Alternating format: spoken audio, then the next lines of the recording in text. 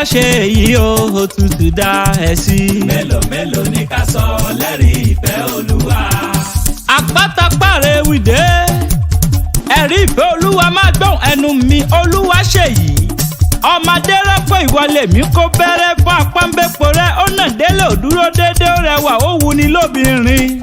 Olówó la fẹ́ lónìí ọjọ́ bíi rẹ̀. Ó ní kí n má dákẹ́ o, ó ní kí n má sọ kutu ọ̀wọ̀ bí ọbẹ̀ tí ń bẹ lórí àrò. Ẹ̀rí ìfẹ́ Olúwa okú ọdún okú ìyèdùn. Ọlọ́dún ní mọ́dún rẹ̀ lọ́dún oyin mọ̀ tiẹ̀ ná afárá ìjùlá mọ̀ tiẹ̀ ná àpà. Ìṣe Èkìtì ní ìṣẹ̀lẹ̀ bàbá tó bí ọlọ́mọ.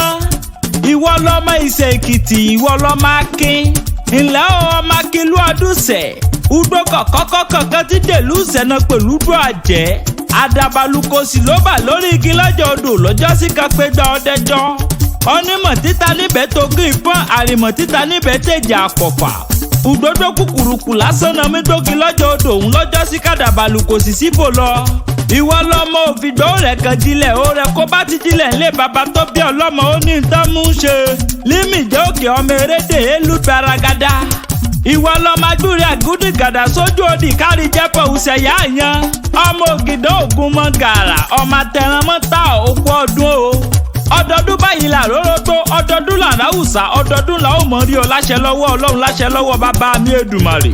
Ẹwà rẹ ò ní tí, ẹwà rẹ ò ní ṣá, ẹwà rẹ ò ní bàjẹ́ o, apọ́nbẹ́pọ̀ rẹ. Àrọ́jọ́ músolóko òjàre àpáta ewì lèmi ń jẹ́ òpó gbéra pa, mò ń rebi tá a forí mi sọlẹ̀ sí o, níbi ojúmọ́ ti mọ́dé dodo ilẹ̀ kílẹ̀. Olúwa ṣe èyí o, òtútù dá ẹ sí. Mélòó mélòó ní ká sọ lẹ́rìí